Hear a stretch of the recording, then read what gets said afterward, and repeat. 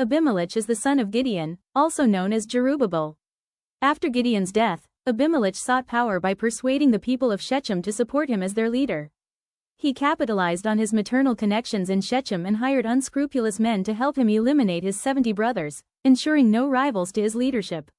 Only his youngest brother, Jotham, escaped the massacre. Abimelech's rule, however, was marked by violence and treachery, ultimately leading to his downfall. His story serves as a cautionary lesson about the perils of ambition, treachery, and the consequences of seeking power through immoral means. You know, sometimes the most incredible stories get buried in the pages of history. Well, today we're digging one up.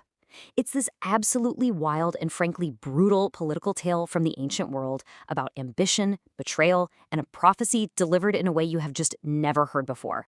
And believe it or not, the entire story, all the chaos and bloodshed, it all comes down to this one single question. It sounds a little weird, right?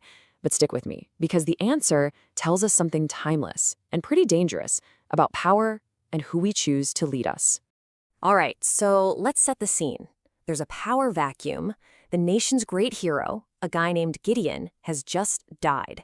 He's left behind a whole bunch of sons, but one of them, Abimelech, has a very, very dangerous idea brewing. Okay, so let's get the players straight. On one side, you've got the 70, that's right, 70 sons of the celebrated leader Gideon. On the other side, you have Abimelech. Now, he's also Gideon's son, but his mother was a Canaanite servant woman. So he's technically an outsider, but with an insider's name and, as we're about to see, an absolutely burning hunger for power. So what's his first move? He goes straight to his mom's side of the family in the powerful city of Shechem, and he makes this brilliant political pitch. He asks them, look, what's better for you? A chaotic committee of 70 different guys ruling over you, or the streamlined, decisive leadership of just one man? And of course, he reminds them that he's one of them, your bone and your flesh. It is a masterclass in appealing to tribal loyalty. And you know what? It works. It works perfectly. The leaders of Shechem are totally convinced. They see this as their chance to get one of their own on the throne, so they throw their support behind him, saying, simple as that, he is our brother. So he's got the political backing he needs. And this is where things take a really dark, really violent turn. Abimelech isn't content with just being chosen. He wants to make sure there are no other options. First thing he does, he needs cash. The men of Shechem provide it, 70 pieces of silver. And get this, they take it straight from the temple of their pagan god, Baal-berith. Every single part of this coup is a spit in the face of his father's legacy. With that dirty money, he hires a gang of what the text calls, and I love this phrase, vain and light persons. Basically, a crew of worthless, reckless thugs. And with their help, he does the unthinkable. He hunts down his own brothers and executes 69 of them on a single stone. Just one. Out of 70 sons, only one survives. The youngest, a boy named Jotham, who managed to hide and get away. For Abimelech, the path to the throne is now completely clear of rivals. But just as Abimelech is having his coronation, being crowned king, the lone survivor, Jotham, suddenly reappears. But he doesn't bring an army. He doesn't come for revenge.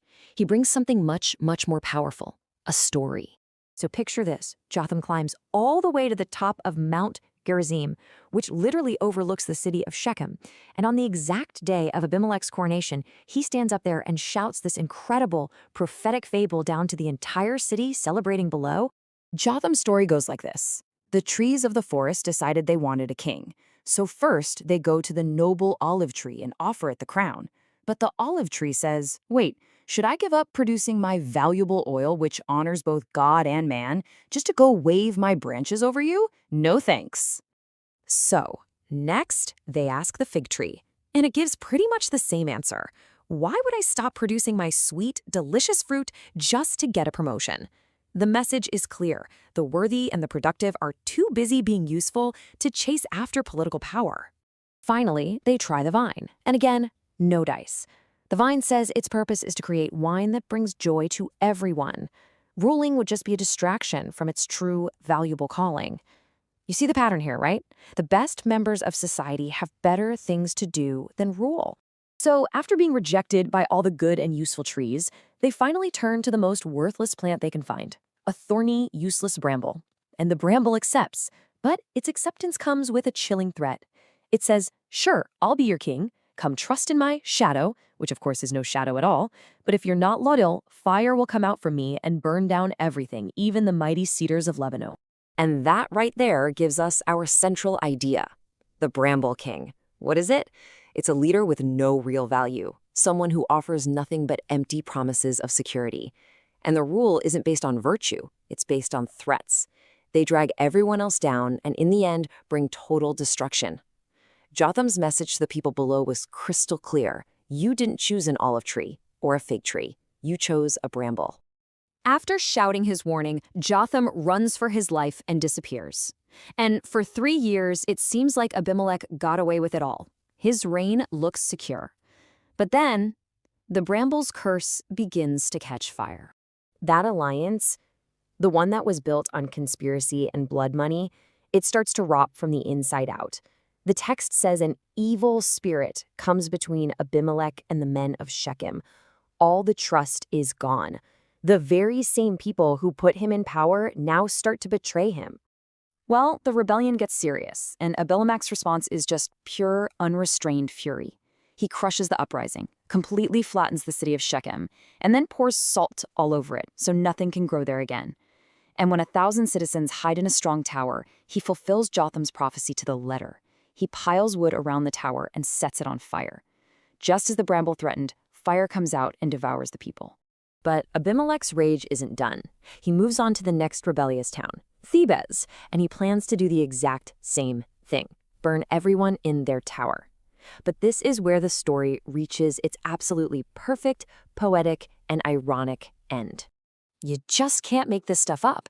As Abimelech himself gets close to the tower door ready to set another fire, a woman on the roof above him simply drops a piece of a millstone. It lands right on his head and crushes his skull. Think about it. The man who murdered his 69 brothers on one stone is killed by one stone dropped from above. And even as he lies there mortally wounded, what's his last concern? His ego, his pride. He can't stand the thought of history remembering that he was killed by a woman. So he begs his armor-bearer, "Quick, finish me with your sword so no one can say a woman did this."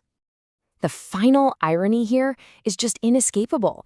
His entire rise to power was launched by his appeal to his mother's family, his maternal connections. And in the end, his downfall comes at the hands of a completely anonymous woman, bringing the violent circle of his life to a close. This story itself gives us the final word. The violence that Abimelech and the people of Shechem started came right back on their own heads, fulfilling the curse that Jotham shouted from the mountaintop. It's just a stunning, stark reminder that a crown bought with blood can only ever lead to a kingdom of ash. Because in the end, the Bramble King always consumes himself.